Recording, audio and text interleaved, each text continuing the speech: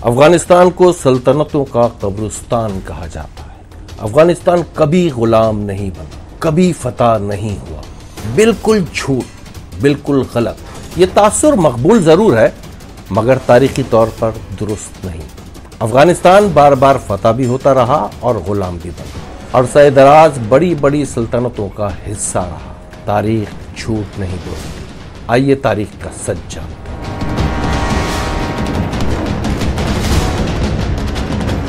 तो जनाब, हमेशा से हम सुनते रहे हैं कि अफगानिस्तान कभी फतह नहीं हुआ, कभी गुलाम नहीं हुआ। यह हकीकत है या एक तारीखी मुग़लता? माजी में ज़रा सा पीछे जाते हैं, मुख्तसर सा जायज़ा लेते हैं। किन किन लोगों ने, किन किन सल्तनतों ने अफ़गानिस्तान पर राज किया? बैरूनी दुनिया की कौन कौन सी ताकतें अफ़गानिस्तान पर हुकूमत करती रहीं? बहुत दिलचस्प हक़ाइक़ हैं। तारीख़ की रोशनी में जायज़ा लेते हैं अफ़गानिस्तान का।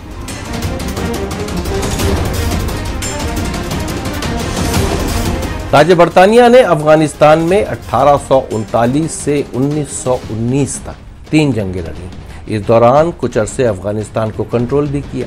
तारीख में इसे ग्रेट गेम करार दिया जाता है, यानी बरतानिया रूस को हिंदुस्तान आने से रोकना चाहता था। हिंदुस्तान जहां ताज बरतानिया का राज था। इस दौरान बरतानिया ने अफ़गान बादशाह अमीर याकूब से 1878 में शर्मनाक मुआहदा गंदमिक के तहत दर्रा खैबर को 60,000 पाउंड में ताज बरतानिया के हाथों फरोख्त करवाया। यह भी दुरुस्त है कि बरतानिया काबुल फतह ना कर सका, मगर इस दौरान बरतानिया कभी खुद, कभी प्लांटेड बादशाहों और सरदारों के जरिए अफगानिस्तान में पूरी तरह मौजूद रहा।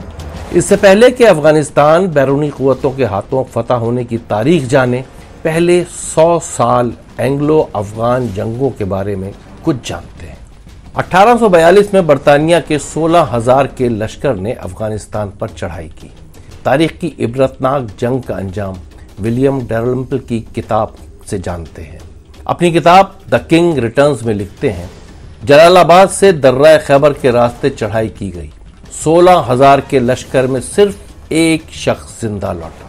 13 जनवरी 1842 को एक खस्ता हाल घोड़े पर शदीद जख्मी डॉक्टर ब्राइडन वाहिद अंग्रेज था जो सरकश पठानों ने जिंदा छोड़ा। बाकी 16,000 का हिंसा तारीख में इबरत का निशान बन गया। 19वीं सदी के इब्तिदाई अशरों में बरतानिया की बदतरीन शिकस्त मगरिब का मौजू रहा। लेडी एलिजाबेथ बटलर ने पेंटिंग्स की एक सीरीज बनाई जिसमें अंग्रेजों की बदतरीन शिकस्त को दिखाया गया। स्क्रीन पर यह तस्वीर देखें जिसमें दिखाया गया है कि पूरे लश्कर में से सिर्फ एक शख्स जिंदा बच पाया। इसके बाद ये तासुर रासिख हो गया कि अफगानिस्तान सल्तनतों का कब्रिस्तान है। गुजरते वक्त के साथ ये तासुर मजीद मजबूत होता गया कि अफगानिस्तान पर किसी बैरूनी क़ुव्वत ने राज नहीं किया, जो कि कतई दुरुस्त नहीं। इससे पहले कि अफगानिस्तान पर फतह हासिल करने वाली बैरूनी क़ुव्वतों की तारीख जाने, लगे हाथों पाक अफगान सरहद ड्यूरन लाइन के तनाज़े का भी जायजा लेते हैं। 1894 में अंग्रेजों ने हिंदुस्तान और अफगानिस्तान के दरमियान सरहद मुतय्यन की, जिसे ड्यूरन लाइन कहा जाता है। यह मुआहदा अफगानिस्तान के अमीर अब्दुल रहमान और बरतानवी मुशीर सर मॉर्टिमर ड्यूरन के दरमियान तय पाया। अफगानिस्तान और पाकिस्तान के दरमियान 2600 किलोमीटर से ज़ायद तवील और दुश्वार गुजार सरहद को गुज़िश्ता सालों पाकिस्तान ने बाड़ लगाकर बंद किया है। ये सरहद बलूचिस्तान, खैबर पख्तूनख्वा और चित्राल तक फैली हुई है। ड्यूरन लाइन का तनाज़ा क्या है? हकीकत यह है कि दुनिया भर में ड्यूरन लाइन को तस्लीम शुदा सरहद जाना जाता है, मगर अफगानिस्तान पाकिस्तान के पख्तून इलाकों पर अपना हक जिताता है, अगरचे दुनिया इसे नहीं मानती। इससे भी बड़ा मसला यह है कि भारत की जानिब से ड्यूरन लाइन तनाज़े को बार बार किसी न किसी मौजू के तहत उठाया जाता है। ये कहा जाता है कि अमीर अब्दुल रहमान ने यह मुआहदा दबाव में किया। ये भी कहा जाता है कि अमीर अब्दुल रहमान अंग्रेजी जबान नहीं जानते थे, इसलिए ये मुआहदा किया।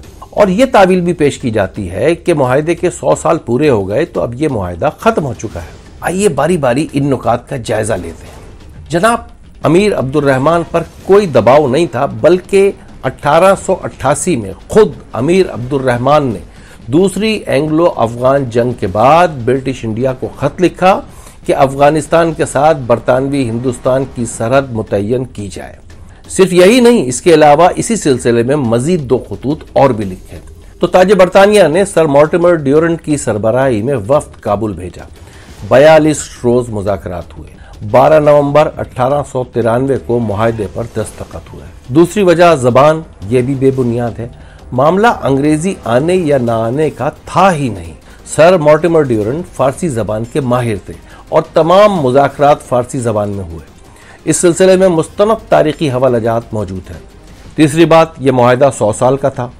अगर मुआहदे की शिक 2 और 3 पढ़ें तो साफ साफ लिखा है कि अफगानिस्तान कभी भी ड्यूरेंट लाइन के उस पार किसी किस्म की मदाखलत नहीं करेगा। ये बिल्कुल वाज़ा है कि इसके अलावा पूरे मुआहदे में कहीं कोई दौरानिया नहीं लिखा गया। मगर यह भी हकीकत है कि अफगानिस्तान मनमाने तौर पर इस मामले को मुतनाज़ा बनाता रहा। यह भी हकीकत है कि 1947 में जब पाकिस्तान आज़ाद हुआ और अक़वाम मुत्तहिदा की रुकनियत के लिए दरख्वास्त दी तो जनाब आपको हैरत होगी कि पूरी दुनिया में अफगानिस्तान वो वाहिद मुल्क था जिसने पाकिस्तान की रुकनियत की दरख्वास्त की मुखालफत की।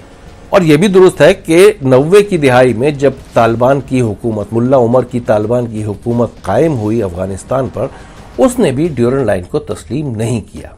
अब आते हैं तारीख की जानिब। 100 साल की तारीख का हमने जायजा लिया, अब जरा पीछे चलते हैं। अफगानिस्तान 5000 साल कदीम खित्ता। क्या अफगानिस्तान कभी फतह नहीं हुआ? किसी बैरूनी कुव्वत ने राज नहीं किया संगलाख पहाड़ों की इस सरजमीन पर? अगर बात गुज़िश्ता 100 सालों की है तो ये दुरुस्त है, मगर इससे पहले अफगानिस्तान मुख्तलिफ फातहीन की तलवारों के सामने हार मानता रहा, कई नामी गिरामी सल्तनतों का हिस्सा रहा। आइए आपको कदीम नक्शों के साथ दिखाते हैं। बरतानवी राज के दौर से पीछे चलते हैं। 1818 में रंजीत सिंह ने पिशावर फतह किया, जो उस जमाने में अफगानिस्तान का हिस्सा था। 1823 में दर्रा खैबर भी जीत लिया। 1839 में रंजीत सिंह मरा, पंजाब सल्तनत अफरा तफरी का शिकार, और 1849 में यह सल्तनत बरतानिया के पास आ गई। इससे पहले अफगानिस्तान में नादिर शाह अफशार के कत्ल होने के बाद उसके सरदार अहमद शाह अब्दाली ने 1747 में हुक्मरानी की। तारीख में यह अफगानिस्तान की पहली हुकूमत है, वरना इससे पहले काबुल और कंधार तवील अरसे हिंदुस्तानी मुगल सल्तनत का हिस्सा रहे। अहमद शाह अब्दाली से पहले ईरान का बादशाह नादिर शाह अफशार अफगानिस्तान का हुक्मरान रहा, जिसने मुगल सल्तनत कमजोर पड़ते ही अफगानिस्तान पर कब्जा कर लिया था। इससे पहले हिंदुस्तान फतह करने वाले बादशाह जहीर उद्दीन बाबर ने 1504 में अफगानिस्तान भी फतह किया। बाबर का ताल्लुक अफगान इलाके फरगाना से था, जो अब उज़्बेकिस्तान में शामिल है और उस वक्त में अफगानिस्तान का हिस्सा हुआ करता था। तो जनाब काबुल औरंगजेब आलमगीर के दौर तक यानी 1738 तक मुगल सल्तनत का हिस्सा रहा। इससे पहले काबुल 1383 से 1385 तक अमीर तैमूर की सल्तनत का हिस्सा रहा। और पीछे चलते हैं, 1163 में गयासुद्दीन गौरी की सल्तनत, जिसने गजनवी सल्तनत पर कब्जा किया, जो 1215 तक जारी रहा। गौरी को अफगान कौम परस्त पश्तून करार देते हैं, जबकि हकीकत यह है कि वो ताजिक थे, ताल्लुक ईरान से था। सामानी सल्तनत के जवाल के बाद गजनवी सल्तनत कायम होती है। तुर्क सरदार अलबतगीन, सुबक्तगीन, महमूद गजनवी ईरान, मावराउन्नहर, काबुल, लाहौर समेत हिंदुस्तान के मुख्तलिफ इलाके गजनवी सल्तनत का हिस्सा रहते हैं। गजनवी सल्तनत 977 से 1186 तक कायम रहती है। चंगेज खान ने दुनिया का कोई कोना नहीं छोड़ा। 1219 से 1232 तक मंगोल आंधी ने अफगानिस्तान को ताराज किया। उमवी और अब्बासी सल्तनतें कमजोर हुईं तो ईरान की सामानी सल्तनत ने काबुल फतह किया। सामानी सल्तनत 819 से 999 तक कायम रही। इससे पहले खिलाफत राशिदा के दौर में फतह ईरान के साथ 652 में इस्लामी लश्कर काबुल फतह करता है। इसके बाद 3 सदी अफगानिस्तान उमवी और अब्बासी सल्तनत का हिस्सा रहा। इस्लाम से पहले यहाँ ईरान की सासानी सल्तनत की हुकूमत रही। सासानी सल्तनत का अहद 224 से 651 तक जारी रहा। और आपके सामने ये नक्शा है चंद्रगुप्त मौर्य की सल्तनत का। मौजूदा अफगानिस्तान सदियों कबल मसीह मौर्य सल्तनत का हिस्सा रहा और जनाब ये है मकदूनिया के अलेक्जेंडर दी ग्रेट यानी सिकंदर आजम की सल्तनत। नक्शे में आप देख सकते हैं कि अफगानिस्तान के मौजूदा इलाके इसमें शामिल हैं। सिकंदर आजम ने 330 कबल मसीह में अफगानिस्तान फतह किया और इसके बाद इसके जानशीन सेल्यूकस और दीगर यूनानी सल्तनतों का हिस्सा रहा। और जनाब ये जो नक्शा आपके सामने है ये है तारीख के पहले अजीम फातेह जिसने दुनिया फतह करने का ख्वाब देखा, ईरान के साइरस या कोरोश आजम का। नक्शे में आप अफगानिस्तान को देख सकते हैं। काबुल अरसा दराज बखामशी सल्तनत का हिस्सा रहा। दरअसल अफगानिस्तान का कदीम नाम आरियाना था। इस्लाम से पहले जरतश्त और बुद्ध मत के मानने वाले थे। हम जानते हैं कि बामियान में 2000 साल पहले के बनाए गए बुद्ध मत के मुजस्मे गुज़िश्ता तालिबान दौर में तोड़े गए। तो जनाब हकीकत में ये सिर्फ एक मफरूज़ा है कि अफगानिस्तान कभी फतह नहीं हुआ। हाँ, अगर एक सदी की बात की जाए तो ये दुरुस्त है कि अंग्रेज़ों को, रूस को और अमेरिका को बदतरीन शिकस्त से दोचार किया है।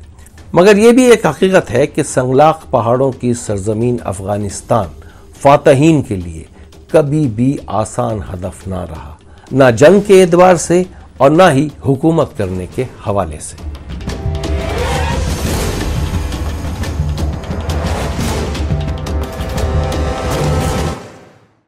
तो जनाब अफगानिस्तान सीरीज यहाँ तमाम हुई। 7 किस्तों में हमने अफगानिस्तान का माजी, हाल, मुस्तकबिल पूरा इस तरह समो दिया है कि आप अफगानिस्तान के मसले को अच्छी तरह समझ चुके होंगे। मुस्तकबिल में कौन से बड़े बड़े सवालात हैं, 40 साल की प्रॉक्सी वॉर और अब अफगानिस्तान कहाँ जा रहा है, ज़माना कदीम में अफगानिस्तान कहाँ था, हाल में क्या है और मुस्तकबिल में क्या होने जा रहा है। कोशिश की है कि आपको सारे बड़े सवालात के जवाब मिल जाएं। आपके कमेंट्स, आपने लाइक किया इसको, इस सीरीज़ को पसंद किया, उसके लिए आपके बहुत शुक्रगुजार हैं। मासूम रिजवी को इजाज़त दीजिए। तारीख का सफ़र जारी है। देखें अफ़गानिस्तान पर और हम पर, इस खित्ते पर आगे क्या बीतती है। बहुत शुक्रिया।